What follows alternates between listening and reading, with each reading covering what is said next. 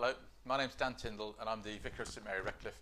Welcome to this latest edition of our development newsletter. Just like to tell you a little bit about what's going on with Redcliffe Way and about our own potential developments as well, the plans for our own facilities development projects.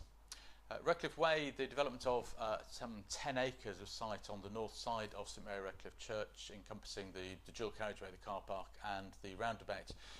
That's all moving ahead. It's taking more time than we had anticipated, but there are real signs of movement now, and I am of the firm opinion that in due course we will see that area being built out and a new urban village being arising there on the north side of St Mary Redcliffe. That's going to mean a huge change for that area of the city of Bristol in between Temple Meads and Redcliffe Wharf. On the back of that, St Mary Redcliffe has been looking for a long time at its own facilities development, and we are now engaged in three really serious pieces of work with outside consultants. We're looking at our heritage assets and having those reviewed. We're looking at how those might be interpreted, and we've engaged some consultants to help us with the community engagement side of that piece of work. This is all embracing something to do with the piece of the Hogarth altarpiece sealing the tomb.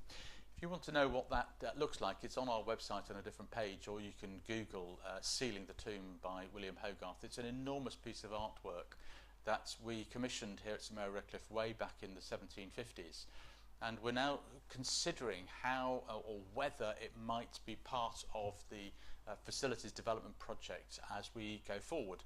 It's so big that it would define the whole building that we would have to build on the north side of the church to house it. So that really is taking up an awful lot of work. There's an awful lot of thinking going on in the background, but I am hopeful that by April next year, that's 2018, we will have made a decision as to whether the Hogarth will be part of this project or not. Alongside the specific work on the Hogarth, we have engaged some consultants to look at the whole of the heritage assets that we have at St Mary Redcliffe. There's a huge range of things that are on-site and things that are off-site, things that we knew about and things that we didn't know about. Alongside the heritage asset review is the heritage interpretation plan. How do we engage with the stories of St Mary Redcliffe in a way that people will be excited and entranced by looking at the things that we put on display and how we interpret those? The third strand of work that we're engaged in at the moment is with some community consultants because we want to dovetail the offer that we make to people coming from beyond the city with the work that our ongoing work with the people who live around the church and in the parish.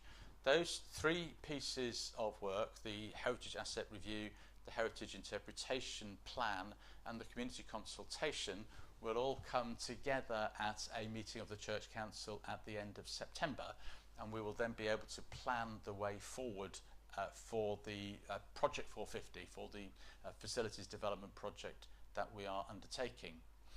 That's for the heritage interpretation. We're also working with other people for some along Pruitt Street to the south of the church.